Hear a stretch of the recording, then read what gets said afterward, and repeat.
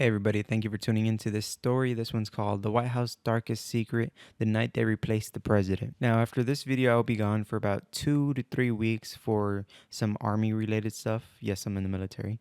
But after that, I'll be uploading more. Without further ado, here's the story. I saw the president change before anyone else. Minor slips at first, tiny erosions of habit, slight warps in personality, a transformation in slow motion.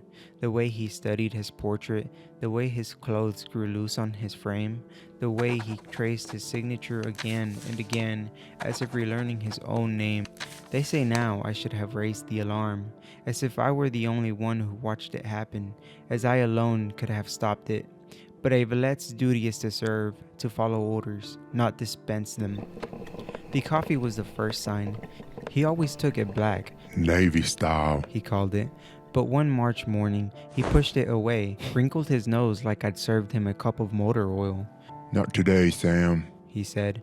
Stomach's not feeling right.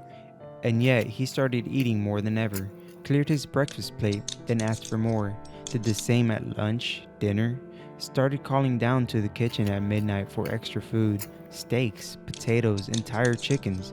The kitchen staff had never seen anything like it, joked about finally having a president who appreciated their cooking.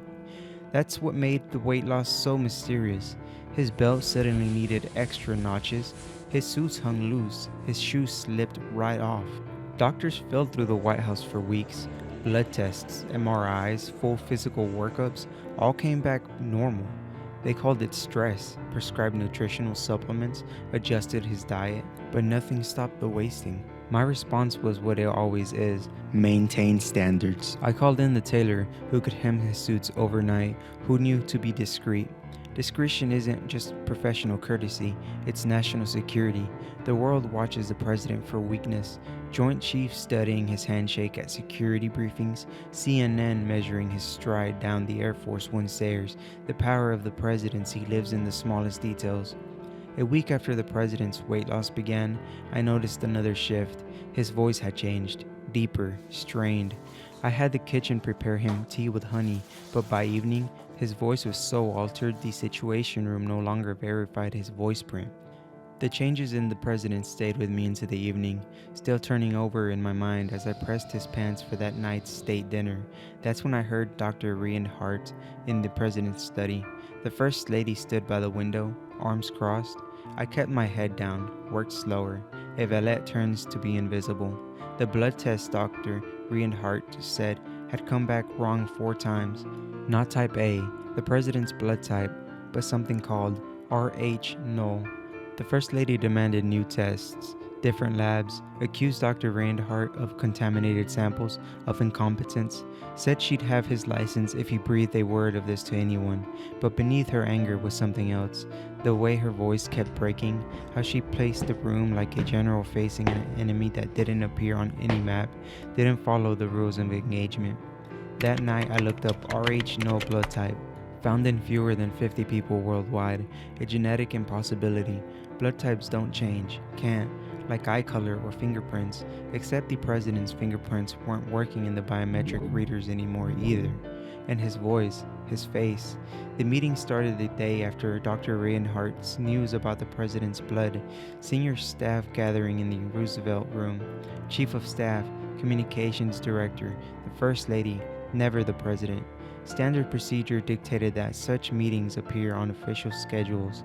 These didn't. I maintained my position outside of the Roosevelt Room during these gatherings. Through the door I could hear them, sharp whispers punctuated by sudden silences. The First Lady emerged with her silk gloves twisted tight in her hands, while the Chief of Staff's military posture showed signs of strain.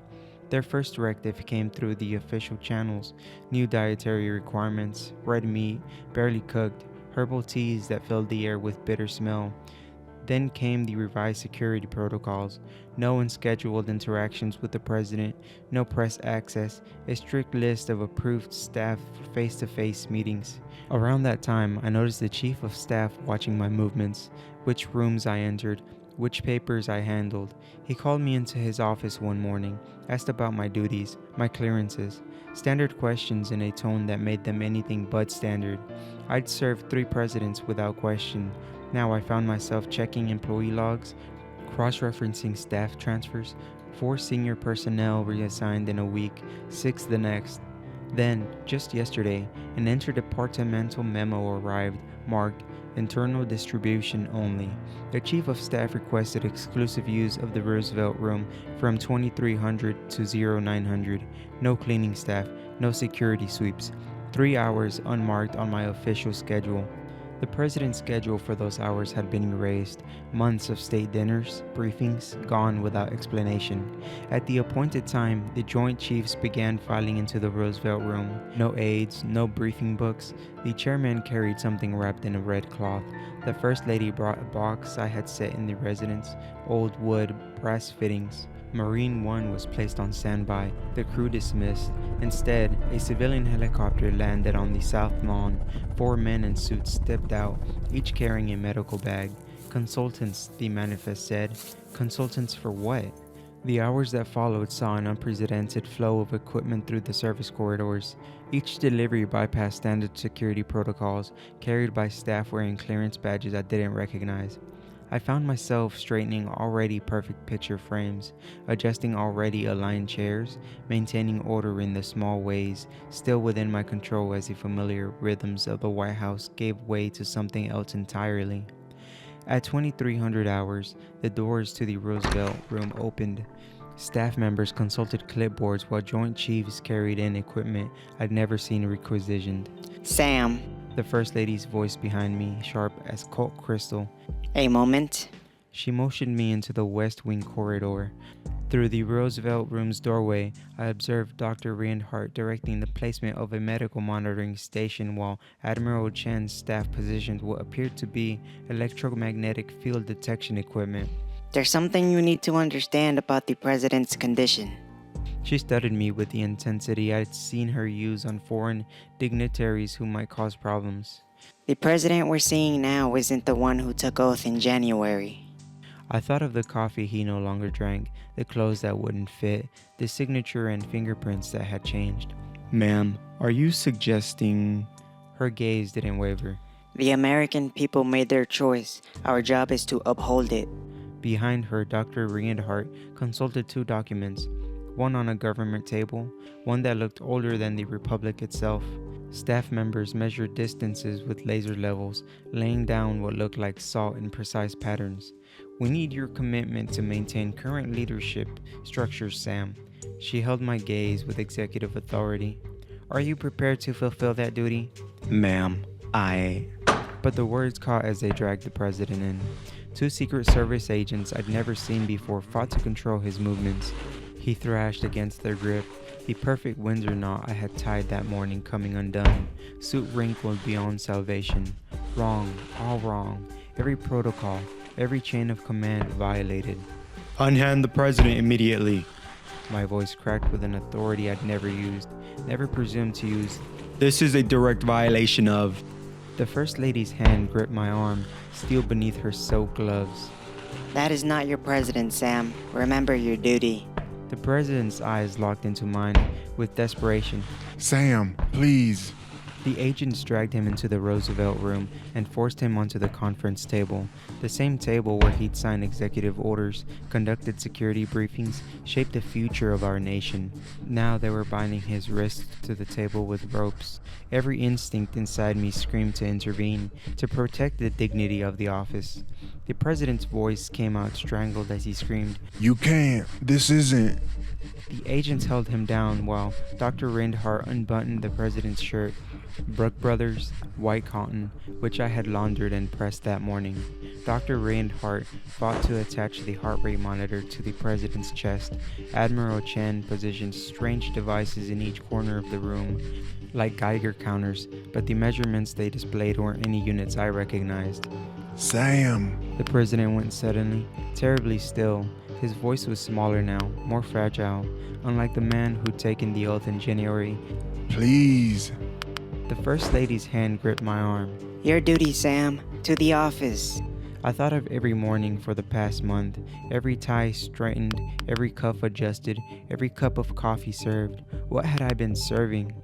The president's eye locked onto mine, and I finally understood. The man I'd served these past months had never once looked human, not until now. Choose, Sam. The First Lady's voice carried the weight of the office itself. Are you with us? A chill I hadn't felt since my days on the battlefield settled into my bones. My pressed collar grew damp with sweat. The Constitution provided for peaceful transfer of power, for orderly succession, not for this. But my duty wasn't to the man, it was to the office, to the choice the American people had made, even if they hadn't known what they were voting into power. I took my position beside him. My hands were surprisingly steady as I adjusted his collar. Professional standards must be maintained, even now.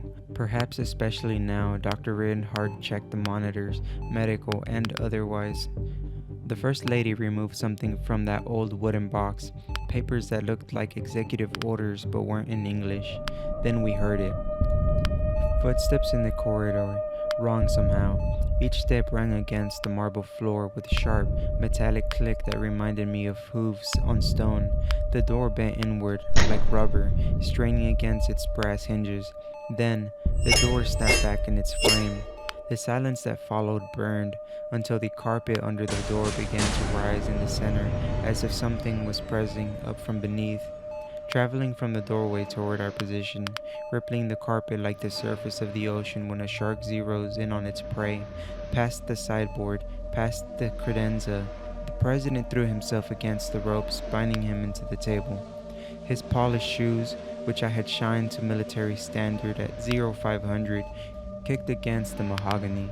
I pressed down on his shoulders. Professional standards had to be upheld, even in crisis, especially so. Please remain still, sir. I said as if adjusting his tie, as if I couldn't feel him trembling. When the bulge reached us, the carpet split with a sound like tearing silk. What emerged was a wriggling, black, eel-like appendage that left char marks across the table's wooden legs, made the varnish run like melted wax. The being, if that term applies, stood to its full height and moved towards the president. My hand tensed. Then, for just a moment, I nearly let go. It was instinct, something deep in the marrow, a primal recoil. The president's skin was fever hot beneath my grip, but the thing sinking into him was cold, so cold it burned.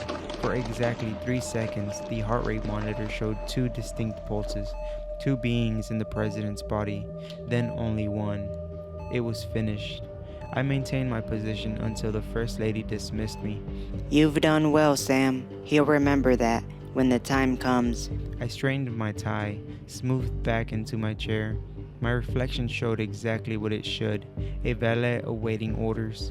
Only later, alone, did I remove my jacket to find the scorch marks on my palms where I had held him down. The burns will make tomorrow's duties more difficult. Pressing his shirt, tying his tie. I will note his suit fit. If the collar is too tight, I will have it corrected, and if the president's hand seems larger than today, I will ignore it. It is not my place to ask.